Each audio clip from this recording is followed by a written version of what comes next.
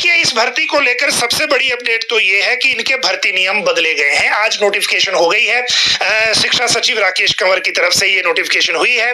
पहली जो नोटिफिकेशन है वो नोटिफिकेशन है टीजीटी की, और ये नोटिफिकेशन अलग अलग के बजाय एक ही जो फाइनल आरएनपी रूल नाम से एक में ही कर दी गई है।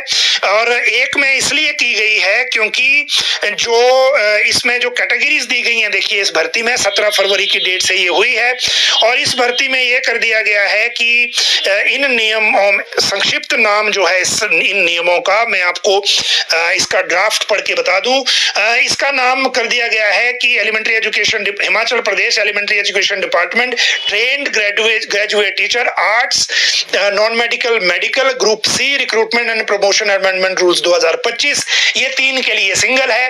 फिर है इसके में टीजीटी हिंदी, फिर है टीजीटी संस्कृत जिनको एलटी और शास्त्री पहले कहते थे, हो गए 5, और फिर एक है ड्राइंग मास्टर 6 और एक है जेबीटी 7। तो 7 जो भर्ती नियम है वो आज एक साथ नोटिफाई हुए हैं।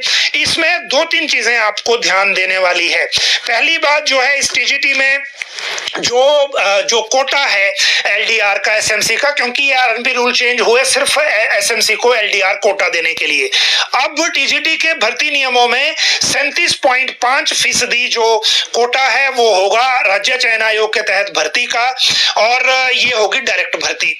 फिर होगा 32.5 कोटा, ये होगा बैच वाइज भर्ती का, और ये बैच वाइज भर्ती होगी जो डिपार्टमेंट खुद करता है अपनी काउंसलिंग के माध्यम से।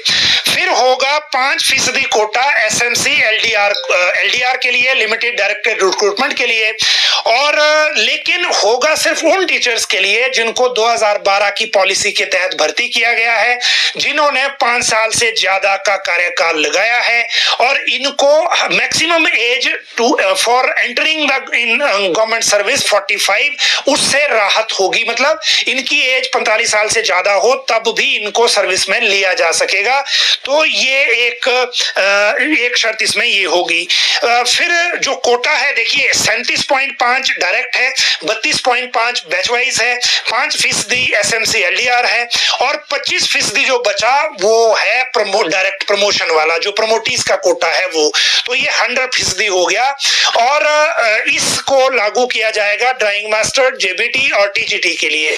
जहां तक बात टीजीटी के लिए अलग से हुई है, टीजीटी में एक और चेंज हुआ है आरएनपी रूल में। अगर आपके पास ग्रेजुएशन में जो 55% जो मार्क्स हैं वो नहीं है, या जितनी भी एलिजिबिलिटी है कास्ट के हिसाब से छूट भी मिली होती है, अगर आपके पास वो एलिजिबिलिटी नहीं है लेकिन पीजी में जो मास्टर डिग्री में आपके पास वो परसेंटेज है, तो आप ग्रेजुएशन के नंबर ना लगाकर मास्टर्स के नंबर लगा के भी अप्लाई कर सकते हैं।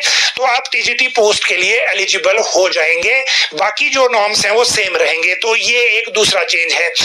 तीसरी बात इसमें इंपॉर्टेंट ये है कि एसएमसी एलडीआर के लिए सिर्फ स्कूल लेक्चरर न्यू बचा अब, और उसमें जब चेंज हो जाएगा तो कंप्लीट हो जाएगा प्रोसेस, और एसएमसी के जो 2408 टीचर हैं सरकारी स्कूलों में, उनको सरकार में आने के लिए या विभाग में रेगुलर होने के लिए एक विंडो मिल जाएगी, either in the way of exam, और स्क्रीनिंग जो विभाग करेगा इनकी, वो मेरिट बनाए एग्जाम ले, वो एक अलग इशू है।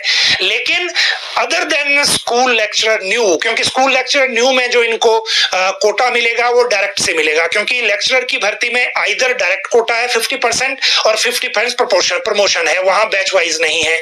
तो आपको वहां जो कोटा मिलेगा वो डायरेक्ट में से कटेगा 5% एसएमसी के लिए, और बाकी में बैच वाइज से कटेगा। तो ये क्लियर हो गया एसएमसी का चैप्टर। इसके बाद अब क्योंकि ये तो डिमांड कर रहे थे कि हमें डायरेक्ट ही रेगुलर कर दिया जाए, वो व्यवस्था भी है नहीं।